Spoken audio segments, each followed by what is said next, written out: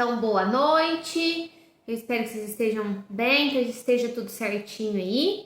E hoje nós vamos encerrar os nossos encontros, né? Eu queria aproveitar para agradecer a vocês pela confiança, por ter participado de todos, na medida do possível, lógico, né? E eu trouxe hoje para a gente falar sobre a legislação estadual. É bastante coisa. A legislação federal ela costuma cair mais, mas dentro da legislação estadual a gente tem bastante coisa. E como a Consulplan ela faz esse recorte das leis específicas de Minas Gerais, eu trouxe uma por uma para a gente dar uma olhada nos pontos principais delas. Vocês vão ver que tem bastantes slides, né? Tem bastante coisa, mas eu não vou ler tudo isso aqui não, é mais para mostrar para vocês mesmo, para a gente poder ver o que a gente precisa ficar atento dentro de cada uma dessas leis ou desses decretos. Muita coisa se repete, então muita coisa vem da legislação federal para cá, então vai vir da LDB, da Constituição Federal e vem para essas leis estaduais. Então essas partes que se repetem, eu chamei atenção para um ponto ou outro, mas a gente vai se focar principalmente em números, em princípios específicos, em prazos, em datas que as legislações citam. Então nós vamos começar com a Constituição do Estado de Minas Gerais. Então a gente tem a Constituição Federal, mas a gente também tem as Constituições estaduais. E no caso dessa Constituição, o edital diz que a gente vai cobrar só o título 4º, capítulo 1, que é o trecho da lei que vai falar especificamente sobre a educação. Dentro dessa primeira lei, a gente vai ter esse artigo 196 que vai tratar dos princípios. Na aula passada, eu já comentei com vocês que sempre que essa palavrinha aparecer dentro de uma lei, é importante a gente dar uma atenção especial para ela. Então, os princípios é aquilo que vai nortear aquela lei, né? Aquele artigo ou aquele parágrafo.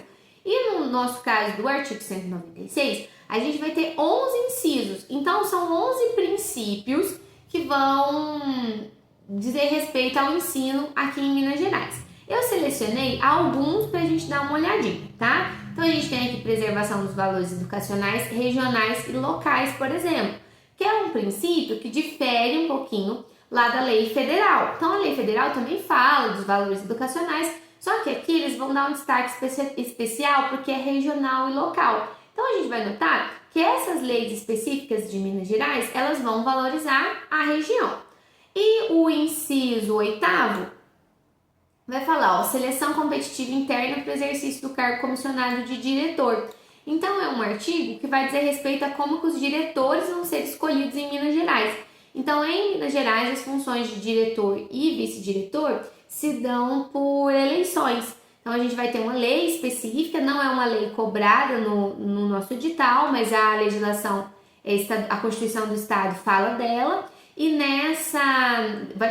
fala que vai ter uma lei específica para a escolha dos diretores e vai ser uma escolha, né, democrática, que vai contar habilitação legal, vai contar titulação, vai contar a aptidão do candidato ao cargo de diretor e vai contar também o prazo de trabalho dele naquela instituição. Então, prestação de serviço no estabelecimento por 2 anos. Então, uma pessoa que queira pleitar o cargo de diretor, que queira concorrer à função de diretor ou vice-diretor, tem que estar naquela escola por pelo menos 2 anos. E como a gente sabe que para concurso esses números aí vão fazer diferença, é bom a gente ter esses 2 anos aí em mente, tá? Então, vai concorrer, quer ser diretor de uma escola em Minas Gerais, você não precisa ser indicado, você pode participar de um processo seletivo democrático, mas para que você participe desse processo seletivo, você tem que ter pelo menos 2 anos ali naquela instituição.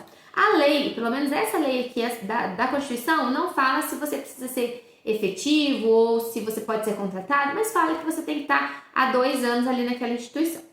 O artigo 198 vai falar sobre como que a garantia da educação se dá em Minas Gerais. E também tem alguns números que valem a pena a gente dar uma olhadinha e algumas palavrinhas-chave, tá bom? Boa noite, Sidneia. Então, vamos lá. No artigo 198, a gente vai falar desse tempo na escola. No ensino fundamental, ele vai ser obrigatório e gratuito. E ele traz essa carga horária 8 horas diária para o curso diurno. Quando a lei traz esse número, a gente sabe que o aluno não fica na escola 8 horas diárias, mas já é pensando na educação integral e também no período de funcionamento da escola no período diurno, tá? Então, 8 horas diárias seria para o ensino integral ou pensando no funcionamento da escola, aquela escola ali ela está aberta por 8 horas diárias e depois ainda tem o curso noturno. O artigo 200 vai falar sobre a formação, sobre o que a gente precisa trazer para o aluno. Então, uma formação política, cultural e regional. É o que eu falei para vocês da valorização da região de novo. E, por fim, nessa primeira parte da lei, a gente tem um parágrafo que fala especificamente do ensino religioso. O ensino religioso, ele já apareceu nas outras leis que a gente viu, já apareceu na Constituição Federal, apareceu na LDB. E o que Minas Gerais fala sobre o ensino religioso? Segue a mesma linha de ser uma matrícula facultativa, então os pais daquele aluno podem optar por ele não realizar a aula de ensino religioso, mas ainda assim, o ensino religioso ele vai fazer parte das disciplinas dos horários normais nas escolas. Então ele vai estar na carga horária da escola, ele vai estar na grade diária. O que acontece de acordo com essa lei com o aluno que ele não vai fazer a aula de ensino religioso? Ele não pode ficar à toa. Então, o horário de ensino religioso tem que ser suprido para esse aluno com outras atividades. Então, com atividades extras, de outras disciplinas, com exercícios, enfim. O aluno não poderia ficar ali avulso, ele precisaria ter alguma coisa para ele fazer, caso ele não faça a aula de ensino religioso, porque ela vai acontecer no horário normalmente. E o artigo 204 vai citar o Plano Estadual da Educação. A gente viu na aula passada o Plano Nacional de Educação. Então, tem dois planos, tem o nacional e tem o plano estadual. O plano estadual vai seguir as diretrizes gerais do plano nacional, mas traz algumas coisas específicas. E como a Constituição Mineira cita o plano estadual, dentro do edital a gente também tem uma seção só para ele. Então, hoje eu vou trazer, nessa primeira parte, o que o plano fala de maneira geral e daqui a pouquinho eu mostro para vocês em mais detalhes como é que esse plano estadual é. Então, o que o Plano Estadual de Educação tem por objetivo? Então, ele tem 5 objetivos e vai ter uma série de metas. Primeiro objetivo, acabar com o analfabetismo, coincide então com o nacional, né? Universalizar o atendimento escolar, melhorar a qualidade do ensino, formar para o trabalho e uma formação humanística, científica e tecnológica. Tudo a ver com o Plano Nacional de Educação. Então, a gente já estudou o Plano Nacional na semana passada, o Plano Estadual, ele vai na mesma linha desse plano que vale para o país todo. Então, a gente tem um plano só nosso, que vai diferenciar as metas de acordo com as necessidades do Estado, mas o Plano Nacional é que vai nortear tudo. Então, recapitulando aqui, a Constituição do Estado de Minas vai ter um título só para educação, e dentro desse título, seguindo as diretrizes nacionais, vai trazer algumas coisas específicas, como, por exemplo, como é a escolha de diretores aqui e como que Minas Gerais vai dar uma atenção especial para o que for regional, para o que for local. Então, terminamos a primeira lei. Segunda lei que o edital traz para a gente, que também é uma lei estadual, é essa Lei 869. O que essa lei faz? Ela é um estatuto, na verdade, é um estatuto dos funcionários de Minas Gerais. Dentro do edital, a gente vai ter esse estatuto dos funcionários e depois a gente tem um específico para os funcionários do magistério. Então, o edital cobrou as duas, mas é mais provável que nos cargos em geral, né, sejam cobradas questões mais voltadas para os funcionários do magistério, principalmente para quem for fazer a prova no período da tarde, que são exclusivamente os professores. Mas eu trouxe as duas leis, tá? Então, a Lei 869, ela vai definir algumas coisas que são importantes para a gente lembrar. Então, olha aqui, o artigo 2º, 3º, 5º e 6º vão diferenciar o que é funcionário, o que é cargo, o que é classe e o que é carreira. Então, esses termos, eles não são sinônimos. Então, funcionário público é a pessoa no cargo público, o cargo público é aquele que você vai assumir, então aquela função que você vai assumir. A classe são os cargos da mesma profissão, né, e do mesmo padrão de vencimento. Então, a classe dos professores, por exemplo. E a carreira é o conjunto de classes escalonadas segundo padrões de vencimento. Então, nós ocupamos a mesma classe, mas a gente pode estar em momentos diferentes da carreira. Então, a gente pode estar no grau 1, no grau 2, no grau 3. Então, vamos supor que todos nós vamos assumir ali algum cargo. Um vai ser professor, um vai ser supervisor. Todos nós somos funcionários públicos, todos nós temos um cargo público, todos nós somos da classe do magistério. Pode ser que todos nós sejamos professores, são da mesma classe específica, mas a gente pode estar em momentos diferentes da carreira, né? Ou porque entramos em momentos diferentes, então o nosso tempo de serviço está diferente, ou porque a gente tem progressão diferente na carreira, ou por pós-graduação, enfim, esse tipo de coisa faz com que a gente esteja em pontos diferentes da carreira. Então, esses 4 termos, eles são diferentes aí. E os cargos públicos, você pode assumir um cargo público de diferentes maneiras. Então, você considera que você assumiu um cargo público primeiro por nomeação. Então, você tem que passar no concurso público. Antigamente, a gente tinha as indicações, a gente tinha o cargo por estabilidade, não sei se vocês lembram da polêmica lá da Lei 100. Então, muita gente que entrou e se efetivou sem concurso público e depois teve que sair. Hoje em dia, tanto a lei federal quanto a estadual deixam claros que você é funcionário público se você foi nomeado ali por um concurso público. Mas dentro dessa aprovação do concurso público, existem outras formas. E é isso que esse artigo 12 vai chamar atenção. Então, a gente tem a promoção. Então, você é um funcionário público, mas você é promovido a outro cargo. Você pode ser transferido, então você é um funcionário público transferido para outra localidade. Você pode ser reintegrado. Esse da reintegração é um processo pelo qual você passou. Então, você foi desligado por um processo geralmente judicial e por meio de um processo judicial também, você voltou para o seu cargo, tá? A readmissão é muito parecida, só que não passa por um processo judicial. Reversão é quando você vai ser desaposentado. Então, você se aposentou e aquela aposentadoria perdeu o efeito, por exemplo. Sua aposentadoria vai ser revertida, você reassume um cargo público. E o aproveitamento, né? Você é de uma área, você é um funcionário público de uma área, mas vão te aproveitar em outra função ou em outro cargo. Então, essas são as maneiras de assumir ali o cargo público.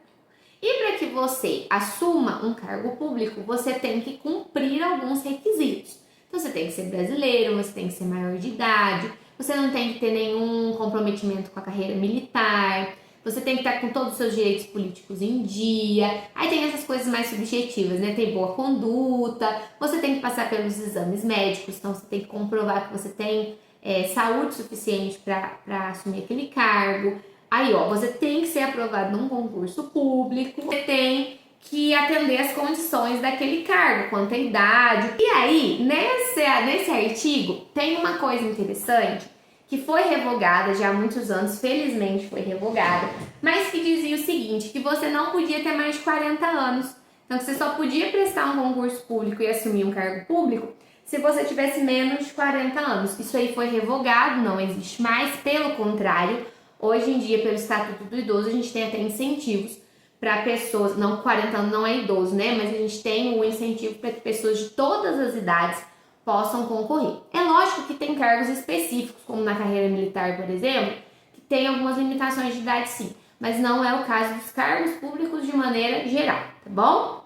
Aí a gente vai para o artigo 23, que vai falar sobre o estágio probatório.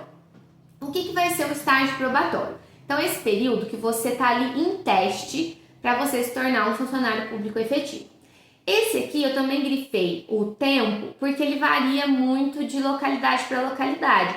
O estado de Minas Gerais é 2 anos. Então, você tem que trabalhar 2 anos cumprindo as suas obrigações, sendo assíduo, sendo disciplinado, sendo eficiente, sendo moralmente correto. E cumprindo tudo isso, passados esses 2 anos, você vai ser considerado efetivo, tá?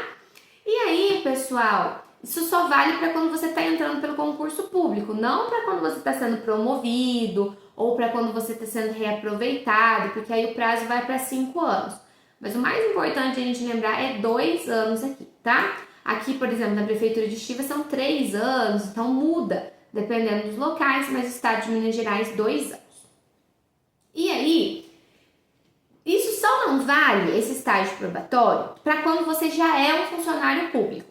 Então, vamos supor que você seja funcionário público, sei lá, você é professor de história e você já passou pelo estágio probatório. Só que depois você adquiriu uma nova habilitação e você passou para supervisor. Também é um cargo da carreira do magistério.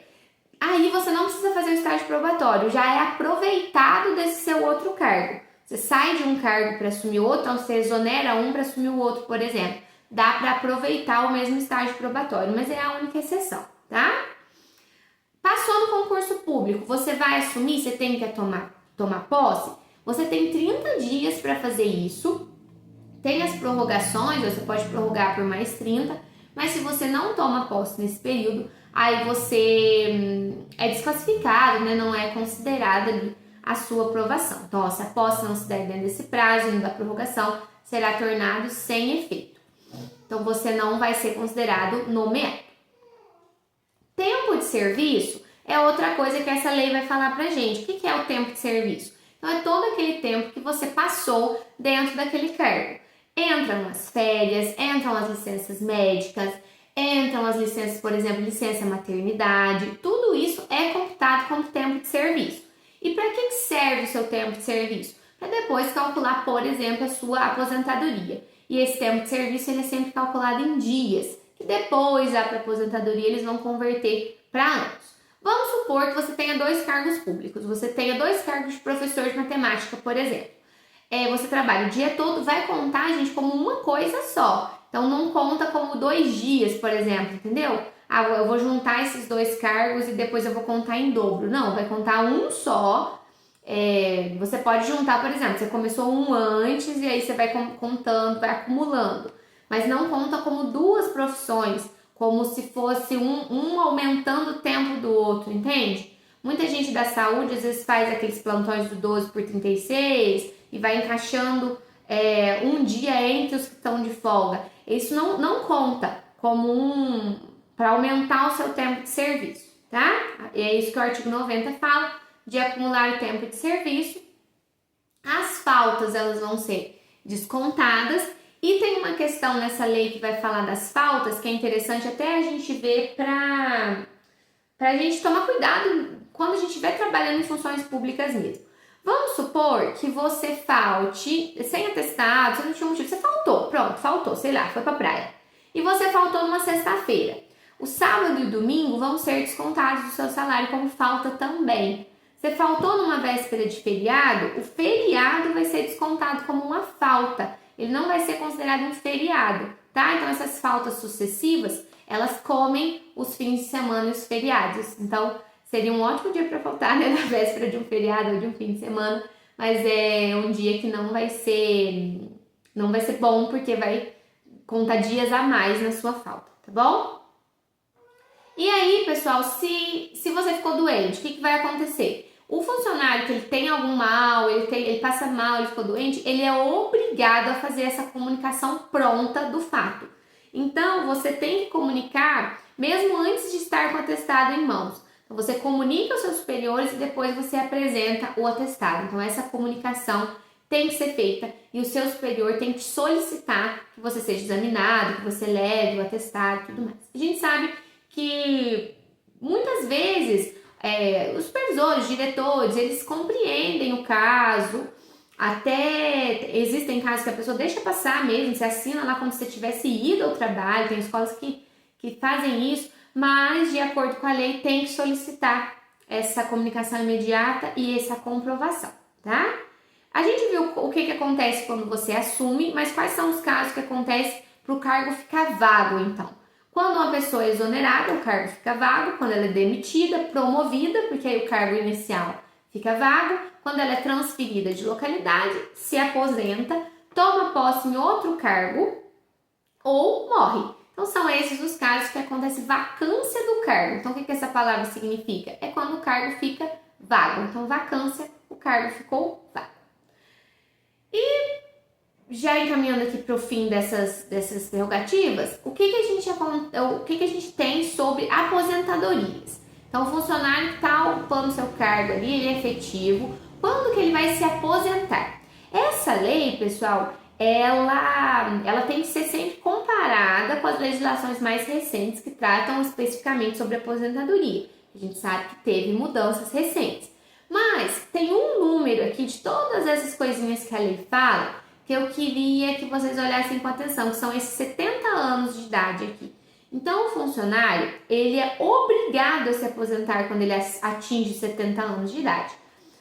Não é que ele tem que se aposentar aos 70. É que o que a gente percebe que acontece? Muitos funcionários, às vezes eles não atingiram o tempo de serviço e eles querem se aposentar antes. É uma opção. Eles não têm esses 30 anos aqui, ó. Eles vão se aposentar antes. É uma opção.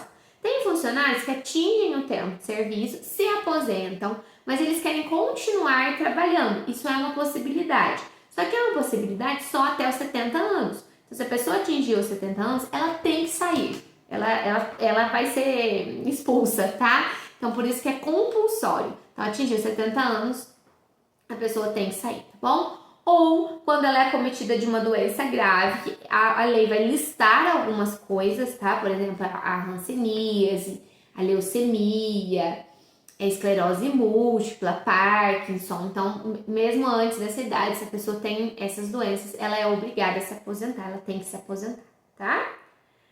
E aí, a lei vai determinar algumas palavrinhas também sobre salários. Então, o vencimento e a remuneração. Qual que é a diferença dessas duas coisas? O vencimento, pessoal, é a sua retribuição. É o que a lei fala quanto você vai receber.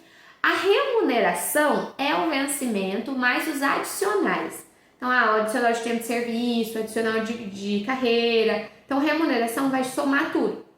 O vencimento é aquele valor básico que você vai receber ali. E depois que o estágio probatório passar, você vai ser um funcionário considerável estável, tá? E essa lei traz de novo os 2 anos de exercício e o concurso público.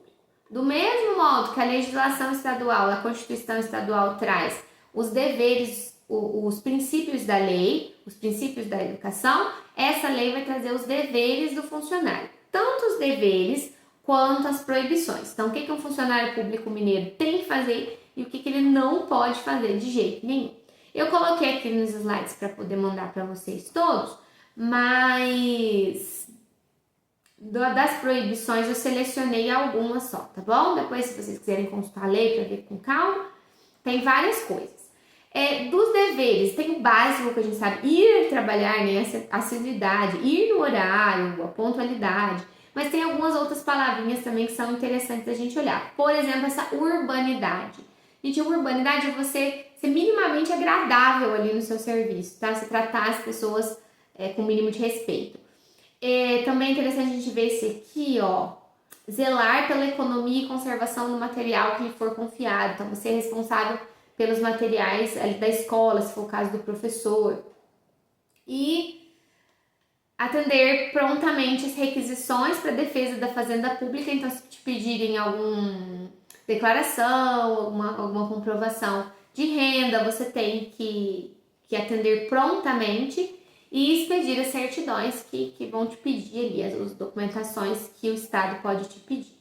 Agora, o que você não pode fazer? Eu selecionei alguns, são 12 proibições. O que eu trouxe aqui pra gente ver, né? Olha que interessante a terceira. Promover manifestações de apreço ou desapreço e fazer circular ou subscrever lista de donativos no recinto da repartição. Como que a gente não faz isso? Principalmente em escola de cidade pequena, né? Lista de doação, às vezes até da quermesse e da festa do santo. E já passa a lista na escola mesmo. E é proibido, vejam só. O quinto, coagir ou aliciar subordinados com objetivo de natureza partidária. Também, quem nunca viu isso acontecer na escola, principalmente em cidade pequena, de novo, né? Às vezes até santinho é distribuído para os professores. O que mais que não pode? Participar da gerência ou administração de empresa comercial ou industrial. Então, muita gente que tem um cargo público e quer abrir uma empresa, tem que abrir no nome de terceiros. E exercer comércio ou participar de sociedade comercial. Você pode ser acionista, mas você não pode ter uma sociedade comercial. De novo, quando a pessoa tem, geralmente não está no nome dela, ela abre no nome de um terceiro, já que ela é funcionária pública. Fez essas coisas proibidas, quais são as penas, né? Então tem 6 penas. Você pode ser repreendido, né? Leva uma advertência ali, tem a multa, você pode ser suspenso do seu cargo, aí o período de suspensão não conta para sua aposentadoria, nem para férias prêmio, nem para nada. Você pode ser destituído de função, então você perde a sua função ali. Você pode ser demitido, então aí você perde seu cargo. E aí essa demissão a bem do serviço público é uma demissão que vai ter como justificativa que você não é bem-vindo no serviço público. É um tipo de demissão que pode até te atrapalhar depois em outros concursos públicos, até te impedir de prestar outros concursos naquela mesma área. Então, terminamos mais uma lei que fala dos funcionários de maneira geral. Todos os funcionários públicos de Minas Gerais. Aí a Lei 7.109 vai falar especificamente do pessoal do magistério. Então, quem está trabalhando na área do magistério, que são todos esses cargos desse concurso, tá? Nesse estatuto, a gente tem alguns valores que o pessoal do magistério deve ter, alguns também bem subjetivos, então, por exemplo, fé no poder da educação, reconhecimento do significado social e econômico da educação, constante autoaperfeiçoamento, então são valores que o profissional da educação deve ter. E depois, a gente vê quem são as pessoas que integram esse magistério, tá? Então, pode ser todos os professores, então quem exerce a docência, mas também os supervisores, os orientadores, os administradores, os inspetores, os diretores, todas essas pessoas integram o que é magistério. Tem muita gente que pensa que magistério são só os professores, e não, são todo esse povo aí. E o quadro do magistério, esse decreto vai falar certinho quem são as classes. Então, a gente tem os professores, orientadores, supervisores, e na frente, essa lei vai colocando as siglas para ficar mais fácil de compreender o que eles são, tá? É um estatuto que traz de novo a questão do estágio probatório, quais são os requisitos desse estágio, que não se diferem dos requisitos apresentados nas outras coisas, então você ser assíduo, ser pontual, ser eficiente. E aí, é um decreto que vai falar sobre remoções. Então, quando você quer ser removido para outra escola. Pra gente, nesse concurso, é interessante pensar, porque como nós estávamos comentando em outra aula, né, é um concurso que você pode ser nomeado para qualquer cidade. Então, não quer dizer que você prestou que você vai ser nomeado aqui em Estiva. Pode ser, por exemplo, que você seja nomeado numa cidade que fique mais distante e você queira ficar na cidade que você mora, ou numa cidade que tem uma escola que você gosta de trabalhar. O que você vai pedir? Você vai pedir essa remoção para outra localidade. Todo mundo pode pedir? Sim, hoje em dia não existe o prazo mais. Antigamente você só podia pedir depois do estágio probatório. Hoje em dia parece que não, você já pode pedir antes. Só que para você pedir essa remoção, essa transferência, você vai seguir uma lista de prioridades. E então várias pessoas pediram para ir para a mesma localidade que você, tem a vaga disponível ali. Como que vão saber quem vai ser a pessoa escolhida? Eles vão seguir uma listinha aí das prioridades. Então, duas pessoas pediram para o mesmo lugar. Primeiro, eles vão ver se você é casado, e aí essa pessoa que for casada, ela vai ter prioridade de ser transferida para o local onde o seu companheiro ou sua companheira mora. Segundo, se for uma pessoa que está doente, está tentando uma transferência para o local que ela for fazer o tratamento dela. O terceiro é que tiver o esposo, a esposa ou o filho doente para o lugar de tratamento dessas pessoas. E o quarto lugar vai ser para o arrimo de família, então você comprova que você é a principal fonte de renda da sua família, então você vai ter preferência para ser transferido para onde a sua família vive, para onde o restante da sua família mora. Então a gente tem que seguir essas prioridades até para entender se isso está sendo respeitado no momento do pedido de transferência, tá? E aí depois, gente, entram outras coisas, por exemplo, ordem que foi aprovada naquele concurso, tempo de serviço, outras coisas também vão entrar, mas essas aqui são as prioridades. Outra coisa que esse decreto vai trazer são as atribuições específicas dos professores, dos especialistas, tá? Então, a primeira das coisas é que traz um tempo de serviço, que horário de serviço. Então, obrigatoriamente 24 horas semanais. Porém, você pode estender essas 24 horas para 40 horas, sem ter outro concurso público. Então, você pode estender, você assume ali em 24 horas. Só que você pode estender para 40 horas, se, por exemplo, tiver vaga na escola, não tiver outro professor nomeado, for da sua mesma área. Então, existem vários professores que, por que eles pegam mais aulas do que aquelas mínimas que eles teriam que assumir. Porque eles vêm com esse artigo aqui e esse facultativamente. Se você não quiser, você não precisa. Então pode ser que essas aulas de regime especial sejam oferecidas e você não queira. É um direito seu. Você pegando as suas 24 horas de serviço semanal, já tá beleza. As 40 horas é se houver a oportunidade, se você quiser essas aulas, esse tempo de serviço a mais. Vale para os supervisores, vale também para os professores. Temos as férias, né? Que no caso dos professores as férias são diferentes das férias dos outros funcionários. E no nosso caso, essas férias são durante as férias escolares, coincidem com as férias dos alunos. E se você não for professor ou se você for, por exemplo, da secretaria, aí você tem um regime de férias um pouquinho diferente. Que aí você tem que voltar antes, né? A gente sabe que a organização é um pouquinho diferente, tá? Oi! Vem cá! E o artigo 173 vai falar das transgressões. A gente viu anteriormente as proibições, né? Aqui esse decreto vai trazer as transgressões. Então, quais são as coisas que vão ser consideradas inadequadas para um funcionário do magistério? Então, não cumprir os seus deveres, você omitir algo que possa trazer prejuízo depois para o local onde você trabalha, você impor um castigo físico ou humilhante ao aluno, um ato, esse quarto é muito interessante também, ó. O ato que resulte em exemplo deseducativo para o aluno, isso é muito subjetivo também, a gente tem que tomar muito cuidado com isso aqui. Então, qualquer ação que possa ser considerada um mau exemplo para o seu aluno, praticar discriminação, né, por qualquer motivo que seja. Então, são consideradas transgressões do funcionário do magistério, do professor, do supervisor, de qualquer cargo ali da escola.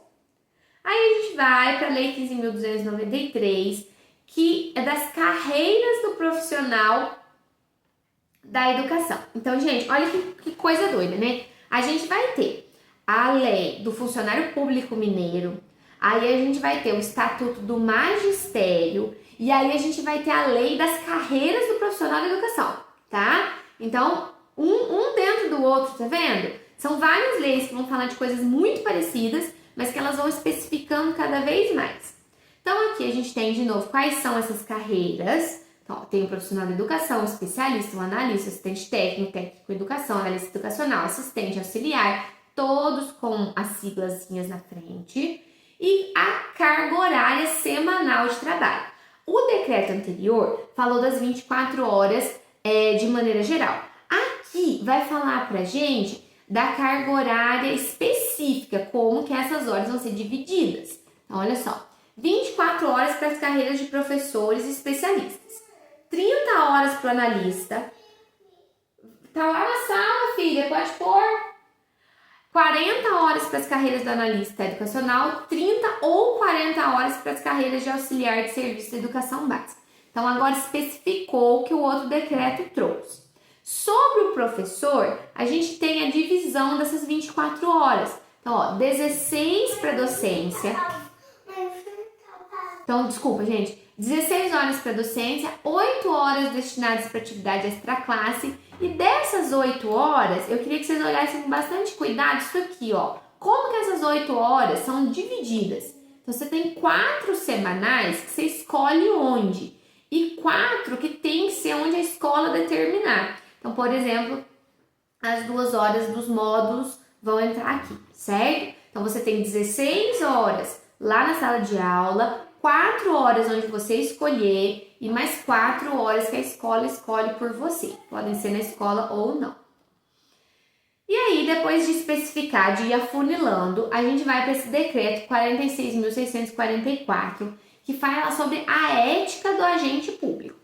Aí, pessoal, é a ética de todo funcionário público mineiro. A gente volta naquela ideia lá da segunda lei que a gente viu dos funcionários públicos de maneira geral. É um código de ética mesmo, então quais são os princípios que você deve seguir na sua profissão? São várias coisas, diversas delas também bem subjetivas. A gente tem, por exemplo, boa-fé, dignidade, esse é ótimo, tempestividade, então você, né, ser uma pessoa comedida ali, respeita a hierarquia, respeita a dignidade da pessoa humana, então coisas básicas que você tem que seguir para você executar sua função ali no funcionalismo público. Toda instituição, todo órgão ou entidade tem que ter uma comissão de ética. Então tem que ter um grupo de pessoas que vai verificar se existe alguma infração, se esse código de ética realmente está sendo seguido. São as principais coisas desse decreto, tá?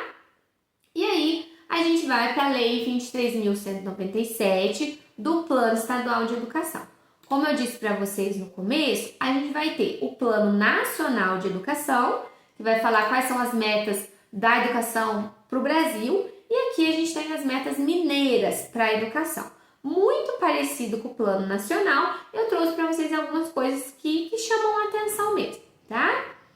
Então, por exemplo, quem vão ser os responsáveis por fazer se cumprir esse plano? Então, a gente tem primeiro a Secretaria do Estado de Educação, tem as Secretarias do Desenvolvimento Econômico, a Comissão de Educação, o Conselho de Educação, o Fórum de Educação e o Tribunal de Contas do Estado. Muitas vezes, quando isso aqui cai em concurso, ou quando coisas parecidas caem, a gente tende a não marcar o Tribunal de Contas. A gente pensa, poxa, mas o que o Tribunal de Contas tem a ver com a educação? Mas ele tem tudo a ver, né? Porque é a prestação de contas ali daquele bloco, daquela entidade. O que não aparece aqui, que é interessante a gente ver, porque a gente está falando do plano estadual, é o MEC.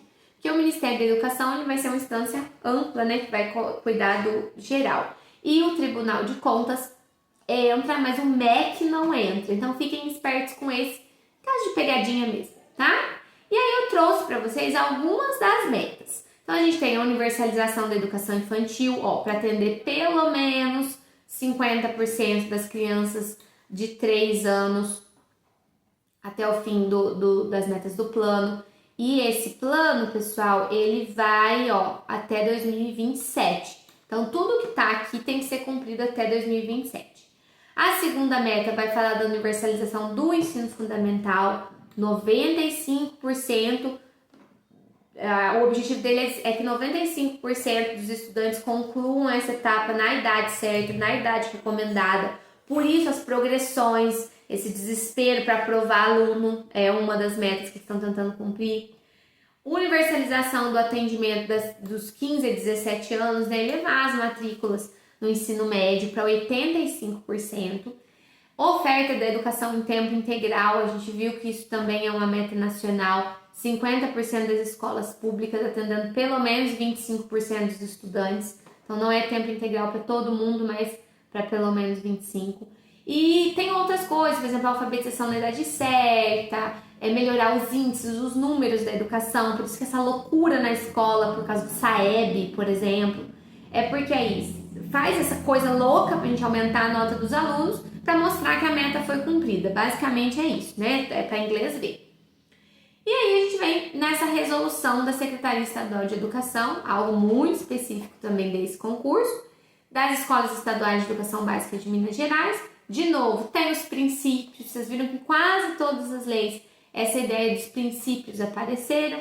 Então as escolas elas têm que seguir esses princípios, né, éticos, estéticos e políticos, tendo o aluno como centro, a aprendizagem como centro. E é um decreto que vai falar do projeto político-pedagógico e do regimento interno. Então, são 2 documentos que muito se confundem, eles não são a mesma coisa. Então, o projeto político-pedagógico, ele é a identidade da instituição. O regimento são as leis daquela escola, dá pra gente pensar assim, tá? Então, existem 2 documentos centrais para a escola, o PPP e o regimento, que não são a mesma coisa. O projeto político-pedagógico, de acordo com esse decreto, ele tem que ser produzido coletivamente. Então, ele não pode ser produzido apenas por um ente ali da instituição, apenas pelo diretor, por exemplo. Tem que ter a participação de todos os segmentos. Então, tem que ter a participação do conselho escolar, dos pais, do colegiado, dos alunos.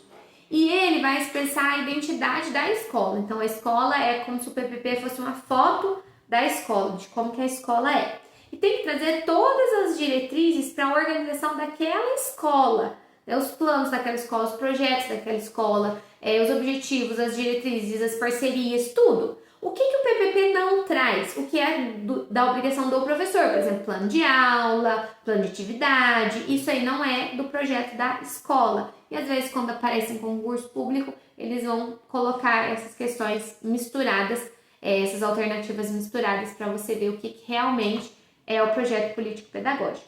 E aí, como eu falei para vocês, o regimento escolar, ele já vai ter as intenções mais gerais da escola. Então, por exemplo, pessoal, se você quer tratar de indisciplina, você tem que ver no regimento escolar o que a sua escola define como indisciplina. Se você foi acusado de destratar um aluno ou alguma coisa do tipo, que não seja algo assim tão óbvio, tão absurdo, você tem que ver dentro do seu regime escolar, do seu regimento escolar, o que é aceitável, o que não é aceitável dentro da sua escola. E tudo isso, o PPP, o regimento escolar, ele tem que ser aprovado pelo colegiado. Então, ele tem que passar por colegiado para a comunidade escolar para que ele seja aprovado. E dentro desse decreto, a gente também tem o calendário escolar, que a gente sabe que é publicado anualmente, né, pela secretaria. E o calendário escolar, ele vai trazer os dias mínimos de aula. Se for um calendário escolar de escola rural, de escola indígena, tem especificidades. E o PPP, o regimento e todo esse decreto vão falar sobre isso, tá? Dentro desse último decreto da Secretaria Estadual, a gente também tem os horários de funcionamento aceitáveis. Isso, de novo, gente, exceto escola rural e escola indígena, que pode seguir outros horários, mas de maneira geral, de manhã pode ser das 6h30, começar entre 6h30 e 8h. Por isso que tem escola que começa às 7, tem escola que começa às 7h30, eu trabalhei na escola que começava às 8, ai que delícia. E depois pode acabar 10h45 e 1 da tarde, esse período. Então aí compreende turno da manhã. Turno da tarde pode começar entre 11 e 1h30 e acabar entre 3h15 e 6h, variando de acordo com a realidade daquele local. E à noite, para as escolas que têm turno noturno, pode começar entre 5 e 7 e acaba entre 9h15 e 11 da noite. Vai variar de acordo com o local também. E já caminhando aqui para o finzinho, quais são as modalidades da educação básica de acordo com a Secretaria Estadual de Educação? Então, a gente tem 7 modalidades. Não são os níveis, a gente tem o nível de educação básica e educação superior. Mas dentro da educação básica, quais são as opções? Educação de jovens e adultos, educação especial, profissional e tecnológica, educação do campo, educação indígena, quilombola e de surdos. Por que eu trouxe essa aqui das modalidades? Porque muita gente confunde lá com os níveis. Então é pré-escola, ensino fundamental 1, ensino fundamental 2, ensino médio. Isso aí não é modalidade, são os níveis da educação básica, é diferente. Então a modalidade é dentro da educação básica as opções que eu tenho, tá? E uma mesma instituição pode trazer mais de uma modalidade, tá bom? A ASE também vai trazer como que a avaliação deve ser. Então, ressalta que tem que ser processual, que tem que ser formativa, que tem que ser participativa, que o professor tem que ter vários critérios, ter vários recursos, e sempre prevalece o qualitativo. Então, por isso que a gente tem um conselho de classe, a gente aprova aluno que não teve média. Porque aí no conselho de classe a gente está dizendo que tem algum aspecto qualitativo ali que prevaleceu sobre a nota dele abaixo da média, tá? Tem os espaços diversos, né? E é um artigo que também vai falar da possibilidade de aceleração dos estudos, da progressão parcial, por exemplo. E por fim, esse decreto da secretaria vai falar do bullying. E a Consulplan, em vários concursos que eu estava analisando, traz questões sobre o bullying, sobre transtornos alimentares, gente, que eu acho que não vai ser o nosso caso de cair aqui, mas sobre bullying também. E como tem um artigo específico que fala sobre ele, eu trouxe para vocês, até para a gente pensar em termos de redação, tá? Então, primeiro, o que é o bullying? Violência física ou psicológica em atos de intimidação, humilhação, discriminação, e isso precisa ser sistemático.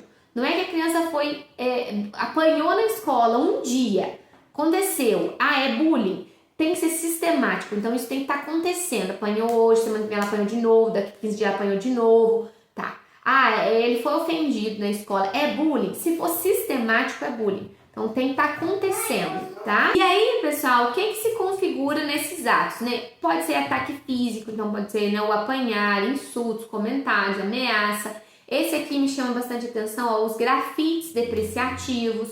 Então, seja em grandes proporções, um grafite a gente pensa numa parede. Pode ser na capa de um caderno, por exemplo, as expressões preconceituosas. Esse também é muito interessante, o isolamento social consciente e premeditado. Então, aquele grupo de estudantes que isolam um outro estudante, que combinam de isolá-lo, por exemplo, tá? Então, as pilhérias, né, as piadas. Então, quando tem essa intimidação sistemática, é bullying. E isso também pode acontecer de maneira digital. Também vai ser considerado aí o cyberbullying. E é legal de perceber porque é um documento sobre a educação, quando tá falando da escola. Nossa, mas o cyberbullying, já que o celular é proibido na escola, aconteceu fora da escola, a escola não tem que dar conta. Se for entre estudantes daquela instituição, a escola tem que dar conta daquilo também, tá? Então, o cyberbullying também é algo que a escola precisa atuar, que ela precisa falar sobre.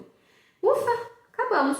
Então, esses são as leis, os decretos estaduais sobre o magistério, sobre a educação, que o nosso concurso vai cobrar. E aí, gente, eu vou deixar aberto caso vocês tenham alguma dúvida, alguma coisa, mas eu queria retomar com vocês, então, lá na interpretação textual. Não se esqueçam de ler os textos com atenção e presta atenção se não tem a palavra certo ali, se está perguntando mesmo a alternativa correta ou a errada. Sempre que possível, passem os olhos pelas perguntas antes de ler textos longos, para vocês já fazerem uma leitura dos textos longos mais direcionada. Nas questões de gramática, olhem se a questão está pedindo análise sintática, que é o sujeito, predicado, objeto, ou se é uma questão que está pedindo, por exemplo, análise morfológica, o substantivo, adjetivo. Olhem com cuidado nas questões de matemática, aquelas fórmulas que a gente comentou. Então, PA, PG, velocidade média, regra de 3 direta ou inversa, que é o que mais cai. Cuidado na redação para não fugir do tema de jeito nenhum. Escrevam o seu tema logo no começo. Usem as palavras do tema no seu texto. Não deixem de colocar sua tese, que é aquilo que você está defendendo. Organize seu texto em 4 parágrafos. Não tenham medo de usar ponto final. O ideal é que haja 2 ou 3 pontos finais dentro de cada parágrafo. Façam uma letra legível. Na parte dos direitos humanos, lembre-se que vai muito além da legislação dos direitos humanos. Cuidado com as palavras que parecem sinônimas na parte de legislação. Fiquem atentos aos tempos, aos números que as leis trazem, né? Revisem os slides, se possível. E façam a prova com tranquilidade para que o tempo não seja um inimigo de vocês. Que vocês consigam manejar bem o tempo. Fiquem tranquilos no momento da prova. Às vezes o nosso pior inimigo é a gente mesmo, né? Nosso próprio nervosismo, nosso desespero ali de querer acertar. Às vezes a gente não enxerga coisa óbvia na parte específica, a gente faz tanto isso. Às vezes é uma coisa que a gente sabe, que a gente estudou, a gente já viu. E a gente não enxerga a resposta na hora por nervosismo mesmo. Então percebeu que tá ficando muito nervoso? Vai ao banheiro, vai tomar uma água. Às vezes não é um tempo que você tá perdendo, não. É um tempo que você tá se centrando ali para fazer a prova, tá? Então é isso, gente. Esses 5 minutinhos aí, caso vocês tenham uma dúvida. Queria agradecer de novo vocês, né? E desculpa qualquer coisa, tá?